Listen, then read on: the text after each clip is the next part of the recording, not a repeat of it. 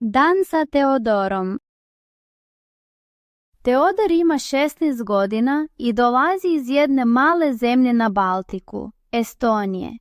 Živi sa majkom i mlađom sestrom u ovom gradu već skoro 3 godine, otkako je majka dobila posao kao grafički dizajner u jednoj internacionalnoj kompaniji. Za Teodora je selidba u novu državu bila teško iskustvo. Morao je da nauči novi jezik, da pronađe nove prijatelje, da se navikne na drugačiju školu i drugačije običaje. Ali danas, kada pogleda unazad, osjeća da je mnogo sazreo i da je ovaj grad postao njegov drugi dom. Njegov dan počinje oko 7 ujutru. Alarm ga budi, a on prvo provuče ruku ispod jastuka da ga isključi. Uvek bi spavao još makar pola sata, ali zna da nema vremena. Ustaje polako, isteže se i čuje kako mala sestra Laura već u susednoj sobi priča sa svojim plišanim medom. Teodor se nasmeje i ode u kupatilo. Umiva se hladnom vodom, pere zube i pogleda sebe u ogledalu. Kosa mu je raščupana, ali ne mari. I onako će staviti kapuljaču kada izađe. Majka je već u kuhinji. Na stolu stoje 2 šolje čaja i hleb sa puterom i džemom. Miris je topao i domaćinski. Teodor seda i uzima jedno parče. Majka ga, kao i svako jutro, pita kako se osjeća i da li ima neki test tog dana. Teodor lagano slegne ramenima i kaže: "Ne znam, mislim da imam nešto iz hemije." Majka se nasmeje i ponudi mu jabuku za kasnije. U 7:30 Teodor i Laura obuvaju patike i spremaju se da krenu. Majka ih prati do vrata i kaže: "Budite dobri i pazite se." Laura se okrene i viče: "Mama, ja sam uvek dobra." Teodor joj pomogne da zakopča jaknu i izlaze iz stana. Do škole imaju 15 minuta hoda. Ulice su pune učenika, neki idu sami, neki u grupama, a neki žure na autobus. Teodor uvek nosi slušalice i sluša laganu muziku. Laura ide u obližnju osnovnu školu, pa on svako jutro skreće da je ostavi kod ulaza. Ona mu maše i ulazi trčeći, a on nastavlja dalje. Njegova srednja škola je velika, moderna, sa širokim hodnicima i mnogo prozora. Teodor ulazi, pozdravlja nekoliko poznanika i otvara svoj ormarić da uzme knjige. Prvi čas mu je matematika. Nije mu omiljen, ali profesor je strpljiv i ume da objasni. Teodor sedi u 3. klupi i izvlači sresku, a profesor odmah počinje da piše zadatke na tabli. Posle matematike sledi istorija. To mu je mnogo zanimljivije. Danas pričaju o srednjem veku i utvrđenjima. Teodor voli da zamišlja kako su ljudi tada živeli, kako su branili gradove i gradili drvene kuće.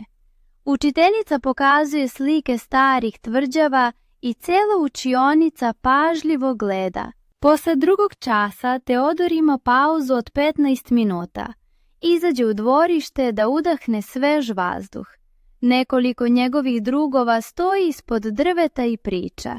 Jedan od njih, Luka, maše mu i zove ga da dođe. Luka je prvi prijatelj koga je Teodor stekao kad je došao u ovu zemlju. On ima glasnu i veselu energiju i često pomaže Teodoru kada ne razume neku reč ili frazu. "Jesi spreman za kontrolu iz hemije?" pita Luka. Teodor pravi grimasu. "Nisam." Luka se smeje. "I ja sam zaboravio pola. Biće zanimljivo." Posle pauze vraćaju se u učionicu. Čas hemije počinje ozbiljno, ali Teodor se trudi da prati. Profesor objašnjava reakcije, a učenici rešavaju zadatke. Teodor ponešto razume, ponešto ne, ali daje sve od sebe. U jednom trenutku profesor ga poziva da napiše rezultat na tabli. Ruke mu se malo tresu, ali uspeva.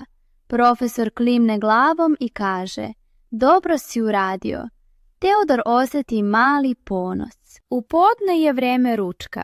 Školska kantina je puna, kao i uvek. Teodor uzima supu i mali sendvič. Sedi sa Lukom i još 2 drugarice iz odeljenja, Sarom i Nikolinom. Pričaju o igrama koje igraju, serijama i o tome kako žele da idu na izlet kada proleće počne. Sara predlaže zoološki vrt. Luka kaže da bi radije išao u neki avantura park, a Teodor razmišlja o tome da bi žela da posjeti obližnje jezero. Posle ručka imaju još 2 časa, geografiju i fizičko. Na geografiji pričaju o rekama i planinama Evrope. Teodor ponekad zamišlja da putuje i obilazi sve te zemlje. Fizičko je njegov omiljeni predmet. Igraju košarku, a Teodor je prilično dobar u tome. Visok je i ima brze pokrete. Njegov tim tog dana pobeđuje, pa on izlazi iz sale crven u licu, ali zadovoljan. U 2 sata završava nastavu i kreće kući. Usput sraće u malu prodavnicu da kupi hleb i banane, jer mu je majka poslala poruku: molim te, kupi nešto za užinu. Kod kuće ga već čeka Laura koja se vratila ranije. Ona mu pokazuje crtež lavirinta koji je nacrtala. Pogodi gde je izlaz, pita ona. Teodor joj odgovara: daj da vidim. Ovde. Laura počne da se smeje. Ne, varao si. U 2:30 majka se vraća s posla. Stavlja torbu na sto i pita ih kako je bilo u školi. Teodor joj priča o hemiji i košarci, a Laura o svojoj igri sa drugaricama. Majka im daje po čašu jogurta i sedaju za sto. Od 3 do 4 je vreme za domaći zadatak. Teodor otvara knjige, zapisuje zadatke iz hemije i matematike. Laura radi svoj domaći iz srpskog jezika, ali često dolazi da ga pita za pomoć. Kako se piše ovo?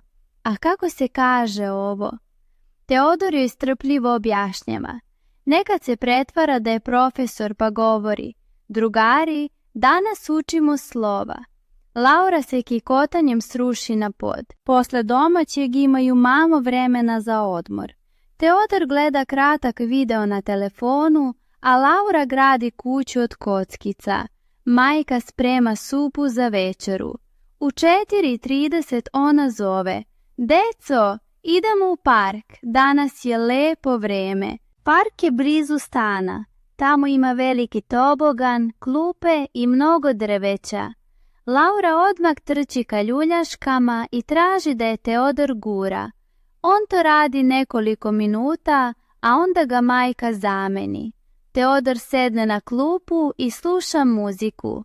U glavi mu se mešaju misli o školi, prijateljima, planovima za budućnost. Ponekad ga plaši ideja da odrasta, ali često ga i raduje. Osjeća da mu život polako otvara nove puteve. U 5 popodne vraćaju se kući. Majka sprema večeru, pastu sa povrćem, a Teodor postavlja sto. Laura crta srce na papiru i kaže: ovo je za vas. Teodor je zagrli i kaže: ti si najbolja. U 6 sati sedaju da jedu, razgovaraju o svemu. O tome šta je Teodor naučio, šta majka radi na poslu, šta Laura želi da ponese u školu sutra. Posle večere svi zajedno peru sudove. Teodor ispira, majka briše, Laura dodaje pribor. Nekad naprave malu igru. Ko prvi završi, dobija pravo da bira film za vikend. U 7:30 Teodor ima svoj deo dana. Vreme da vežba gitaru. Uči da svira već godinu dana. Nije još odličan, ali može da izvede nekoliko melodija. Majka mu kaže da zvuči sve bolje. Laura ponekad sedi pored njega i tapka rukama u ritmu. U 8 majka kaže: deco, vreme je za tuširanje. Laura odmah beži u kupatilo i pravi polusatnu penušavu zabavu. Teodor se tušira brzo i oblači trenerku. Zatim sedne da čita male iz knjige koju je pozajmio iz biblioteke. Priča o dečaku koji putuje svetom. U 9 majka sprema Lauru za spavanje, a Teodor sklanja svoje knjige. Laura želi da joj Teodor čita priču, pa on sedne pored njenog kreveta i čita pola poglavlja. Ona ga sluša širom otvorenih očiju, ali pred kraj već klizi u san. Majka joj pokriva noge i gasi lampu. U 9:30 Teodor odlazi u svoju sobu. Sedne za sto i proveri poruke. Luka ga pita da li idu u park sutra posle škole. Teodor odgovara, može ako ne bude kiše. Konačno se zavali u krevet. Razmišlja o svemu što je danas doživeo. Školi, košarci, razgovorima, Lauri, parku. Sve je to običan dan, ali pun malih trenutaka zbog kojih se osjeća dobro. Zatvara oči i tiho uzdahne, spreman za novi dan koji ga čeka.